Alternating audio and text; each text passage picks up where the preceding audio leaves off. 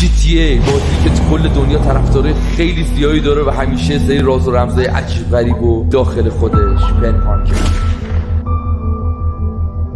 سلام رفقای گل، خیلی مخلصم. من علی کامیکس هستم. خیلی خوش اومدید به این ویدیو. امروز قراره 15 تا از نکته‌های عجیب غریبی که تو نسخه بتای جی تی ای وجود داشته و تو این نسخه حذف شده رو با هم ببینیم. یکی از نکته‌هایی که تو این نسخه حذف شده 6 ستاره بودن جی تی ایه که بعد از اینکه تو نسخه بتا 6 ستاره میشده خود ارتش هم با تانک هم با اون هلیکوپترهای والکری که شلی که به صورت موشک میکنن حمله میکرده و اینم حذفش کردن. فکر کنم اینو حذف کردن به خاطر اینکه واقعا دیگه اگه یکی تانک برمی‌داشت یا یه دونه از این والکری‌ها برمی‌داشت هیچیو نمیشد کنترل کرد.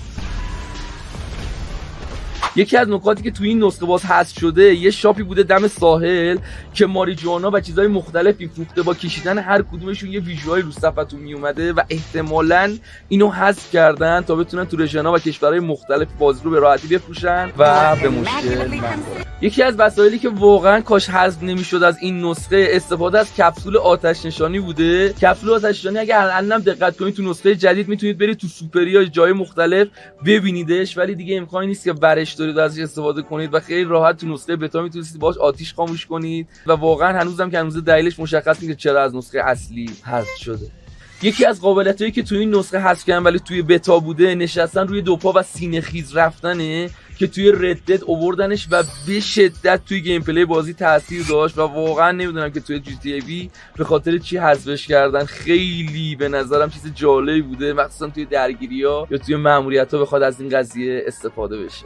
یکی از مکانایی که توی این نسخه حذف شده کلاپ باماه که اگه همین الانم برید تو دم پشت درش واسطی در بسته است، ولی با استفاده از ماد میتونید از در رد بشید و نکته جالب اینجاست که تمام داخل این کلاپ طراحی شده و احتمال خیلی زیاد میخواسته استفاده بشه ولی معلوم نیست که به چه دلیلی به هیچ عنوان از این کلاپ استفاده نشده و داخلش هم به نظرم از کلاپ اصلی جی تی ای خیلی جذاب‌تره. وسیله بعدی که توی این نسخه حذف شده چت بوده که واقعا عجیبه که جی تی ای وی چرا اینو حذف کرده، چون تو نسخه‌های قبلی چت وجود داشته ولی توی این نسخه دقت کنید وقتی بارون میاد حتی ام پی سی های تو بازی هیچ کدوم چت ندارن و کلا از این نسخه حذف شده چت. Hey Amanda. Hey Michael. یه نکته خیلی عجیب غریبی که توی این نسخه حذف شده همتون میدونید که اندینگ جی تی ای 3 مدله، ترور بمیره، مایکل بمیره و ستاشون زنده مونن و تو نسخه بتا یه حالتی وجود داشته که تو اون فرانکلین خودکشی میکنه و یه نکته خیلی جالبتر این که بعد از مردن فرانکلین لامار یا همون دوست فرانکلین میشه یکی از شخصیت‌های اصلی بازی که کلی مأموریت داشته و تمامش در توسط راکستار حذف شده و هنوزم که هنوز مشخص نیست چرا همچین چیزی اتفاق افتاده.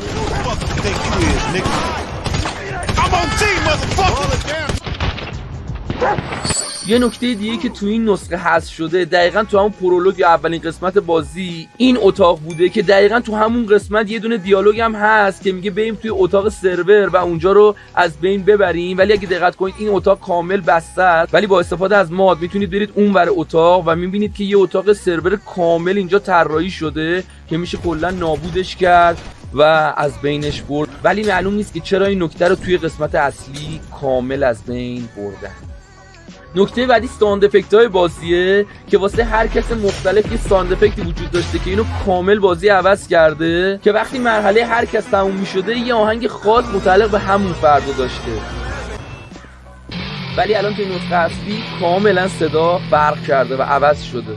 یه نکته‌ای که تو نسخه اصلی و بتا خیلی تفاوت داشته کم شدن درخت‌ها و طبیعت بازیه که حالا ممکنه به خاطر اپتیمایز شدن بازی یا اینکه به خاطر اینکه دقیقاً شبیه همون لس آنجلس باشه این کارو کردن، ولی همینطوری که می‌بینید تو نسخه بتا خیلی طبیعت جذاب‌تر و پرتر بوده و عجیبه که واقعاً راکستار تمام اینو از بین برده و خیلی کمترش کرده.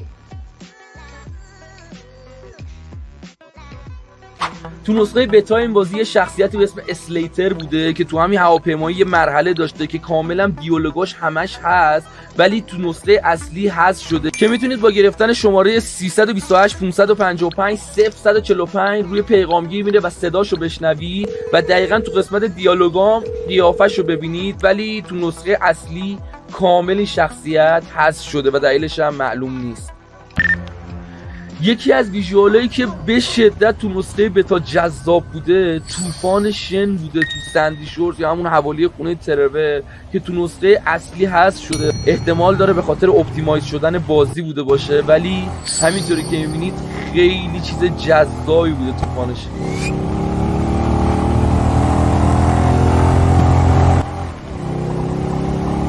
یکی از نکات و مرحله‌های خیلی جذابی که حذف شده مرحله‌ای بوده که مایکل و ترور به خونه مارتین میان با لباس دلغک، خودشو بیهوش میکنن، صندوق اماناتشو میدزدن، زنشو گروگان میگیرن و اسب خیلی گرونش هم میدزدن. ولی خیلی عجیبه که تو نسخه اصلی کامل این جابو حذف کردن و احتمالاً به خاطر خط داستانی بازی بوده.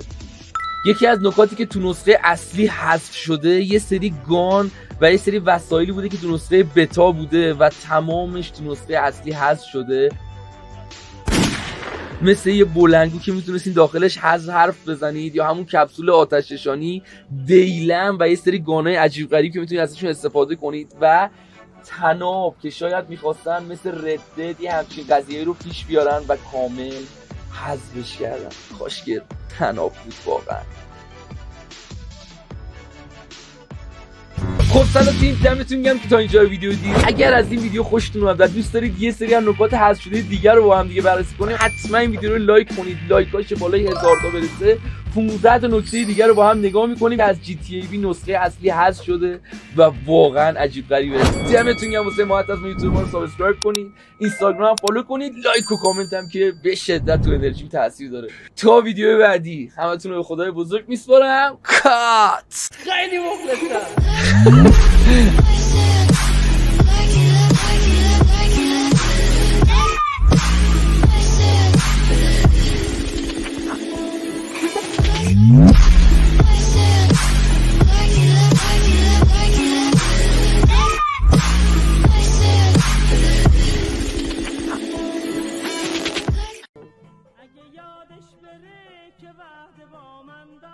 بریم؟ ها؟ نریم. ما رفتیم. اگه یادش بره که وعده با من داره، وای وای وای دل بیچارمو به دست غم بسپاره، وای وای وای.